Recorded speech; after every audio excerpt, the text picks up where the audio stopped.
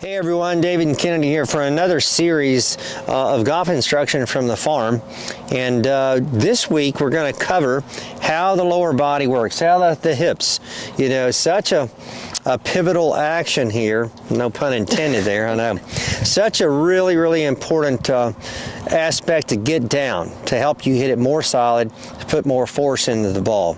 And because that's critical. And how the lower body moves really sets the stage for that transition to the impact, which is really everything. You see all kind of back swings and top of the swing position differences, but the transition and how a golfer uses their hips, legs, lower body to transition to impact is really seals the deal, right? So Kennedy, take off with this and tell them a little bit about what you're looking for, maybe things you feel, and teach, in proper hip action. Yeah, I would say so. Number one thing that you've got to be able to do when starting your downswing is you've got to have the ability to separate your upper and lower body segments. I think that's crucial. And then the timing of this move. So those two things, first of all. So when you're starting down, you've got to have the ability to work your lower separately of your upper. So, because when both of these things are working at the same time, you get the kind of the over the top. A lot of not so good things happen. So first is having the ability to separate upper and lower body segments, and then the timing of it. So we've seen a lot in the gasp. The timing of this move is a lot earlier than what I think people are definitely used to. So when you go to the top of your swing, by the time your arms are coming to the top and finishing the backswing, the lower body has already kind of shifted and made its, we call it that unweighting move back towards the target here.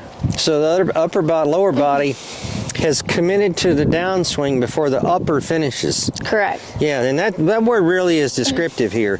Commits to the downswing, commits to the transition move. Yeah, and that's why that separation of the segments is so important to get down. Because as your upper body's finishing the backswing, the lower body has already started its move back towards target. Yeah, and once you make that move, that's when you just pour it on. I mean, everything's set. You're not going to change it from there. Once you make that transition, you've got to go. And it's so important to get, as you said, the timing of that right. Because we see most people, that's where I see most of the downswings ruined is the golfer didn't get that timing of the transition correct with the pelvis and the ability, like you said, to separate. And because there was no separation, then the upper body tends to spin, or there's a casting or over the top, tending to be over top move. Just to kind of describe what that move is. So when you're finishing, obviously in the backswing, like we've talked about a lot, you're trying to load that pressure early. So that you can transition earlier. So as you're finishing up the top, you can see my pressure has now we call it like a little bit of a fall, just slight. You don't want to have it a prolonged kind of fall. It's very quick. The unweighting happens, quick. Boom. And then as we've talked about a lot, this lead leg is now going to pretty much push, and I'll show you from a downline view, pretty much going to be working up and back. So you can see my hip is working up and back. So it's a slight fall. And then immediate push. You can see my leg almost looks like it's acting as a post. So. You like looking at face on there. Let's get face on for the folks. If you think about a clock with 12 being here and 11 here and obviously 1 here, that left foot, let's go into that fall move. She's actually pushing towards 11 o'clock with that front foot. Now that in turn pushes the hip back. That's how you move the hip back, right? That's your feel. You're trying to actually push to 11, and that pushes the hip back and up. You want to have this move being dynamic. You don't want to just place your lower body there. Because that's really easy to do. You want to create a force from the ground, which is a push. Basically, like you've taught, a lot of your students, almost like you're going to bust out of your flip-flops. You're trying to shove your foot through your flip-flops out into the grass like that. So a push that way is going to push the hip up and back the opposite way. Which is what you're looking for in transition. Exactly. Good point. It's not just a a place you place your hip to. You're really using the ground to create that force, right? Yep. Once that happens, so once you feel like you get the separation, you get that left hip posted back, pushed back to get it open. Now, one thing I see players do that's incorrect is you've been told to shift your weight, right? Most people incorrectly use the right foot, trail foot, overuse it in an effort to shift. Exactly. Yeah. That's when I see a lot of golfers go into extension, pushes them into extension. They're trying to shift. You're told to get to your front foot. You're told early to get to it, but you overuse the back foot to do so. What's your thoughts on that? I would say, like, the percentage-wise, you want to be pushing, probably 70% on this left leg. Yeah. Not that you're not using the right. The right is still active. Right. But you've definitely got to push way harder on your lead side. If your right side is kind of outworking the left, like David said, you start to get into some extension. Puts you up. Or you have a lot of lateral or sliding.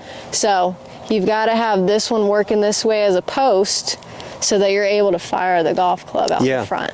Yeah. Do that again. I'm going to point something out to the golfers as you do that. So back, make that push there. So if you watch that action closely, her left foot acts as a brake pedal to stop or halt the forward momentum, right? Yep. In other words, when you push into the ground, it's like stepping on the brakes in your left foot. That's what halts and shoves the hips back. It arrests the hips from going too much lateral. Yeah. And it decelerates, or it posts to the side, the left side, and lets you really release the golf club. Exactly. Yeah. Like what we mentioned in the gas videos is, so when you transition, by the time your arm is, parallel with the ground and the club's vertical, you should have already kind of hit your max peak with the push in your lead side. Yep.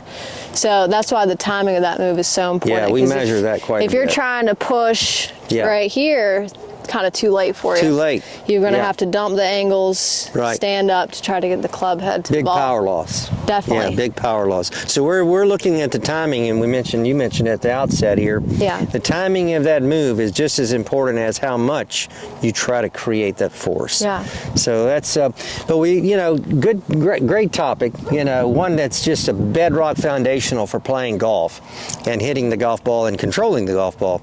So we hope you get some information from this. It's helpful, and this is one where we expect to have a few people knock on the door and say, "What were you talking about on that stepping on the brake or separation? What do you mean by separation?" Yeah. So, all this is to help you stay in posture so that you're able to deliver the club head, more efficiently and consistently. Because I would say the biggest problem people face is losing their posture throughout the swing and losing the angles with the golf club. No doubt. If we could fix those two things for people, I think there'd be better golf out there. Everybody be single digits. Yeah. Right. Well, thanks everyone. Enjoyed this. Hope you enjoyed it. And stop by and see us if you've got a question or just want to, check a few of your swing thoughts out. Yeah. But thanks everyone. Thanks.